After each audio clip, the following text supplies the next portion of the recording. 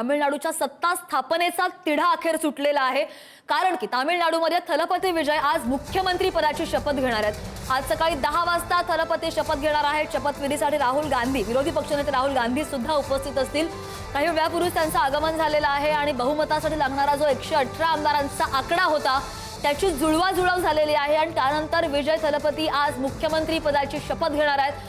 बऱ्याच दिवसांपासून प्रयत्न सुरू होते बहुमतासाठी, मात्र 2 पक्षांनी पाठिंबा दिला आणि याच 2 पक्षांच्या पाठिंब्यामुळे टीव्हीकेचं संख्याबळ आता 120 वर गेलेलं आहे। गेल्या 3 दिवसांपासून विजय हे राज्यपालांची भेट घेत होते, मात्र बहुमत नव्हतं आणि त्यामुळे हा तिढा कायम होता। आज अखेर तिढा सुटलेला आहे आणि थलपती विजय सकाळी 10 वाजता मुख्यमंत्री पदाची शपथ घेत आहेत।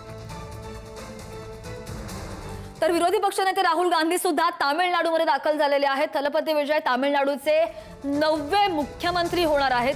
चेन्नईच्या जवाहरलाल नेहरू स्टेडियमवर शपथविधीचा भव्य सोहळा आयोजित केला गेलेला आहे आणि ज्यावेळी विमानतळावर विरोधी पक्षनेते राहुल गांधींचं आगमन झालं त्यावेळी स्वागत सुद्धा त्यांचं केलं गेलं। तामिळनाडूमध्ये दाखल झाले। चेन्नईच्या जवाहरलाल नेहरू स्टेडियमवर आज भव्य सोहळा आयोजिला गेलेला आहे आणि त्याच पार्श्वभूमीवर राहुल गांधी या सोहळ्याला उपस्थित असतील। 108 आमदार असलेल्या टीव्हीकेला 5 पक्षांनी पाठिंबा दिलेला आहे।